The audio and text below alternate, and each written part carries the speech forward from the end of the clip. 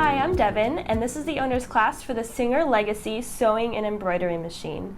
We're going to get started by talking about some of the parts of the machine and the accessories that come with the machine, and how to get your machine set up for embroidery.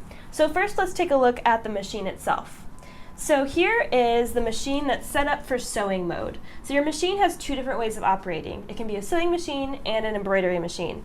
So just kind of by default, as is, it's set up for sewing.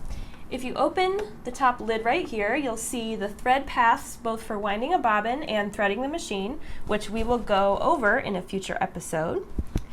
And if you look down at the presser foot, you'll see that your machine comes with a sewing presser foot on the machine, and it has an accessories tray that opens on the side right here. There's a little lever underneath. You can squeeze and open it up like this.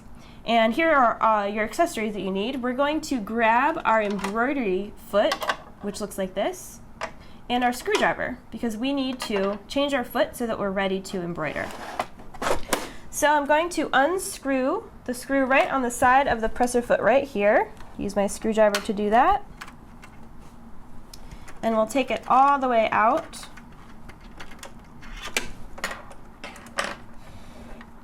And to put our embroidery foot on, you want to look for this white part that wraps around the shank right here, and then you want to make sure it snugly snaps into place. You also want to look for this little arm up here and make sure that it is resting on the screw for the needle. So now I'm going to take this screw and just get it started. And then we'll use our screwdriver to finish tightening it up. So now our embroidery foot is attached, so our presser foot is taken care of and ready to go. Now what we need to do is attach our embroidery unit. So let's talk about the embroidery unit. That is this guy right here. So this is the piece that you're going to attach whenever you want to embroider with your machine. There are a few parts on it to know about, so we want to look for this piece, which is the embroidery arm. This piece is going to move back and forth as you embroider. This is what controls the hoop position as you embroider. If you look on the embroidery arm, there's the embroidery hoop connection assembly right here. So this is what your hoop is going to actually snap into. And then there's a little lever on the top of it. This is the hoop release. So whenever you are wanting to take your hoop off, you'll push that and then slide your hoop off of your machine. So to put our embroidery unit on, we're first going to take our accessories tray off, so that just slides right off the free arm of your machine, and we will put that aside. Your embroidery unit is going to slide on the same way. So if you look for this open space in the unit, that's going to slide right around the free arm. There's a socket on the back that's going to snap into place, and you want to push all the way until it snaps, like that. You really want to hear that snap. That's how you know that it's connected.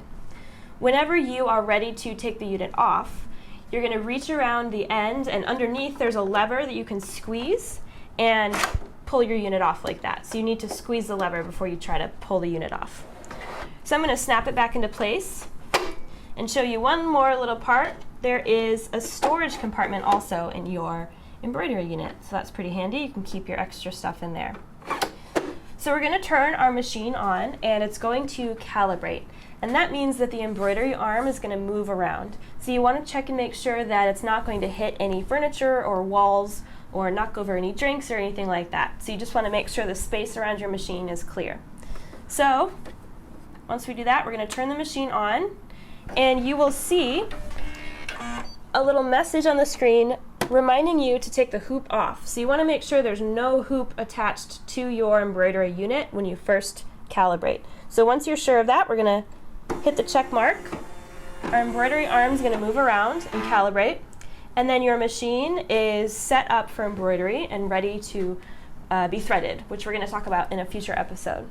So now let's go over the accessories that come with your machine that are important for embroidery. So your machine comes with two different size embroidery hoops.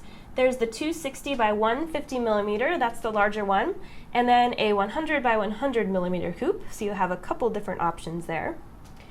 Your machine also comes with a pack of chromium embroidery needles. There's two different types. There's the 2000 and the 2001.